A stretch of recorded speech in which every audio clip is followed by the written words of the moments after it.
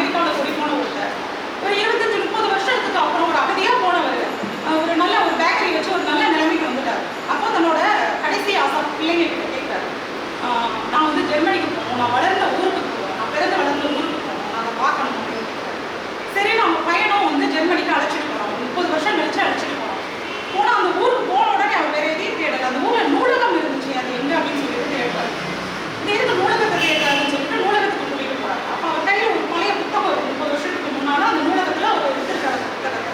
அந்த புத்தகத்தை கொண்டு போய் ஒப்படைச்சு, இதுக்கு எவ்வளோ அபராதமோ சொல்லுங்க, நான் கொடுத்துட்றேன் அப்படின்னு இருக்காரு. அந்த நூலகத்துக்கு ஆச்சரியம், 30 வருஷம் கழிச்சு வந்து இந்த புத்தகத்தை நீங்கள் திருப்பி கொடுக்கணும்னு என்ன இருக்குது, நானே எடுத்ததை மறந்து போய் இப்போ ரெக்கார்ட்லேயே இன்னைக்கு இருக்காதே இருக்கு அப்படின்னு சொல்லி அவர் சொல்கிறாரு. இந்த புத்தகத்தை தேடி எத்தனை இளைஞர்கள் வந்திருப்பாங்க, எத்தனை பேருக்கு இது கிடைக்காம போயிருக்கும், அந்த குற்றங்களோடவே நான் சாக விரும்பலை. அப்போ இதை கொடுத்துட்டு அதற்கான அந்த அபராத தொகையை செலுத்திட்டு போகணும் அப்படிங்கிறதுக்காக தான் நான் வந்து இந்த கடைசி காலத்தில் நான் வந்து இங்கே வந்தேன். அப்போ அந்த அறம் இருக்கு இல்லையா, அப்போ அந்த வாசிப்பு தான் அவருக்கு அந்த அறத்தை கொடுத்துருக்கு, அந்த நேர்மையை கொடுத்துருக்கு, அவருக்கு அந்த குற்ற உணர்வை கொடுத்துருக்கு. அப்போ வாசிப்புங்கிறது வந்து எவ்வளவோ முக்கியம் அப்படிங்கிறது இந்த கதையும் ரொம்ப முக்கியமானது. அடுத்ததாக ஏன் நம்ம வாசிக்கணுங்கிறது இன்னொரு விஷயம். இன்னைக்கு உலக நாடுகளில் எங்க போர் நடந்தாலும், உலக போர் எங்க நடந்தாலும், தன்னுடைய நாட்டை, தன் நாட்டு மேல தவறு இருந்தா நம்ம என்ன செய்யணும், நம்ம நாட்டுக்கு தான் ஆதரவு கொடுக்கணும், நம்ம ராணுவத்துக்கு தான் ஆதரவு கொடுக்கணும். ஆனா ஒருத்தன் நான் தன்னோட நாட்டை, தன்னோட ராணுவத்தை எதிர்ப்பான், வேண்டாம் போர் வேண்டாம், மக்களை கொள்ளாத அப்படின்னு சொல்லிட்டு தன்னோட நாட்டையும் தன்னுடைய ராணுவத்தையும் எதிர்க்கிறவனா இருப்பான். இன்னைக்கு ஈழப்போர் நடந்தப்போ, அந்த ஒரு இனவெறி தாக்குதல் நடந்தப்போ, அங்க உள்ள அந்த சிங்களன் வந்து ஒரு சிங்கள அரசரை வந்து எதிர்த்து கேள்வி கேட்பாங்க. இன்னைக்கு இஸ்ரேல் பாலஸ்தீன போர் நடக்கும்போது ஒரு இஸ்ரேலியன் அந்த இஸ்ரேலிய அரசை வந்து நீ செய்யறது தவறுன்னு கேள்வி கேட்பான். அவன் யாரா இருப்பான், பொதுமக்கள் யாருமா கேட்க மாட்டான்.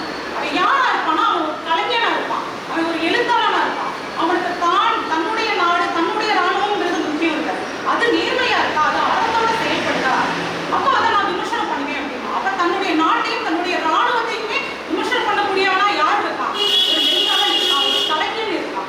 அப்ப அவனை கொண்டாடுறதுக்கு அவன் எந்த எதிர்பார்ப்பும் இல்லாதனா எழுதான் எழுதுறான். இன்னைக்கு வரைக்கும் ஒரு 95% எழுத்தாளர்களுக்கு பெரிய வருமானம்லாம் கிடையாது எழுதுறதா. அப்போ அவங்க தங்களுடைய ஆர்வத்தால, அந்த எழுத்து மேல உள்ள காதலால, ஒரு விருப்பத்தால, சமூக அக்கறையால எழுதுறவங்க தான் இன்னைக்கு நிறைய இருக்காங்க. அப்போ அவங்களுக்கா நமக்காக எழுதுறாங்க. அப்போ அதுக்காக வாசிப்பாங்க, எதற்காக வாசிக்கணும்னா அதுக்காக. இன்னும் ஒரு முக்கியமான விஷயம், நம்ம எதற்காக வாசிக்கணுங்கிறதுக்கு ரொம்ப ரொம்ப முக்கியமான விஷயம், நம்ம பிள்ளைங்களுக்காகவும் நம்ம எதிர்கால சந்ததிகளுக்காகவும். இன்னைக்கு வந்து பிள்ளைங்க எல்லாம் கையில மொபைல் ஃபோன் வச்சுட்டு இருக்காங்க. அதில் அவங்க விளையாட அந்த ஃப்ரீ ஃபயர் மாதிரியான கேம்லாம் பார்த்தீங்கன்னா, ஒரு உறவினர் வீட்டுக்கு போனப்ப அந்த பெல்லு, அவனை விட்டுடா, அவனை கொள்ளுடா, அவனை ஷூட் பண்ணுடா, இப்படியான சத்தமாக கேட்குது, ஒரு வன்மமான ஒரு வன்முறையான சத்தமாக கேட்குது.